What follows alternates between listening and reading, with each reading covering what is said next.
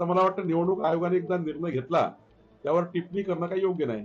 जयंत पाटील असं म्हणाले की एका पक्षाच्या सोयीसाठी 7 फेजमध्ये होत्या निवडणूक की 5 फेजमध्ये होऊ शकते. असं आता निवडणूक आयोगावरही प्रश्नचिन्ह निर्माण करणे हे जयंत पाटलांना किती शोभतंय मला माहिती आहे. मला वाटतं 2-3 दिवसामध्ये आमच्या महायुतीची बैठक होत आहे. रामटेक सीट आम्ही मागितली आहे. रामटेक सीट मध्ये मोठ्या प्रमाणावर भारतीय जनता पक्षाचं प्रस्ताव आहे. बूथ पर्यंत आमचं काम आहे. शिंदेजींनी मोठं मन करावं अशी आमची त्यांना विनंती आहे. पण आता शेवटी जे काही महायुतीची बैठक होईल त्यामध्ये जो अंतिम निर्णय होईल तो मान्य राहील. पण आम्ही ही सीट मागितली आहे. काही ठिकाणी आम्ही मागितली आहे, काही ठिकाणी त्यांनी मागितलं आहे. जशी आम्ही बारामतीची सीट भाजपची होती ती आम्ही अजित पवारजींना दिली आहे. काही सीट आम्ही मागतोय, काही सीट ते मागतात आहे. पण मला वाटतं की सायझेबल आणि सर्वांचं सन्मान राखून वाटप होणार आहे.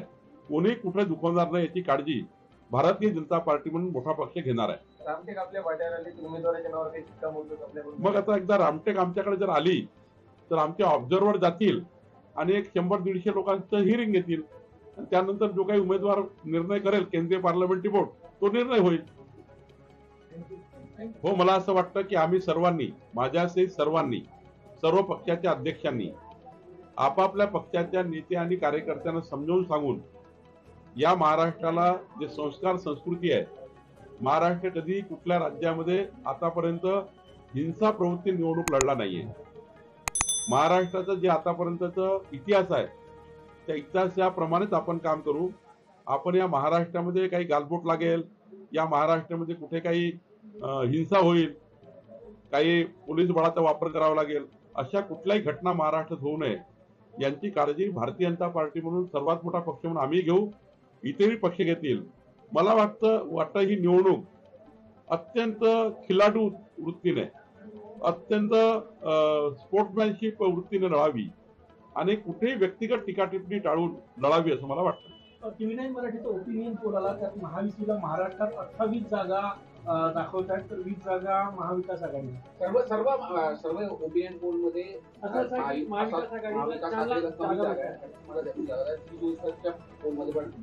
मी आपल्याला एकच सांगेल, आजचा सर्वे काही फ्लक्च्युएट दिसतोय. पण जसं जसं मोदींचं वादळ महाराष्ट्रामध्ये येईल, निवडणुकीचे फॉर्म भरले जातील आणि ऍक्च्युअल आम्ही बूथवर प्रचाराला सुरुवात करू. आम्ही ठरवलंय या महाराष्ट्राचे 97,125 बूथवर आम्ही जी संघटना बांधली आहे त्या संघटनेची क्षमता आमची अशी आहे. आमच्या सर्व महाराष्ट्राच्या नेत्यांचं आणि कार्यकर्त्यांचं मी कौतुक करतो.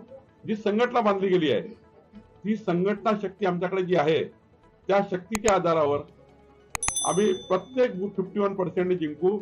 महायुतीच्या प्रत्येक उमेदवाराला आम्ही 51% कशी मतं मिळतील याकरता भारतीय जनता पार्टी काम करणार आहे. शेवटी ज्या ठिकाणी आम्ही लढतो त्या ठिकाणी अजितदादा, एकनाथ शिंदेजी आणि महायुती ज्या ठिकाणी ते लढतील त्या ठिकाणी भारतीय जनता पार्टी पूर्ण ताकदीने मदत करणार आहे. शेवटी मोदीजींच्या नेतृत्वातली निवडणूक आहे आणि आम्ही कुठेही गाफील नाही. आमची संघटना गाफील नाही, आमचे नेते गाफील नाही, आम्ही ओव्हर कॉन्फिडन्स मध्ये नाही. आम्ही अत्यंत बूथवर जाऊन निवडणूक लढणार आहे, बूथवरची लढाई करणार आहे.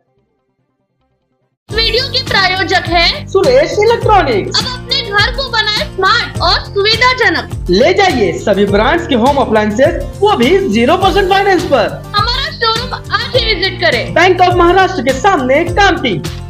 नया फोन लेने के बारे में सोच रहे हो तो सीधे चले आइए ओमकार मोबाइल। यहाँ आपको मिलेंगे सभी ब्रांड्स के नए मोबाइल और वो भी 0% फाइनेंस के साथ, और साथ ही पाइए सरप्राइज गिफ्ट भी। तो आज ही आइए ओमकार मोबाइल, गुजरी बाजार चौक, कामठी।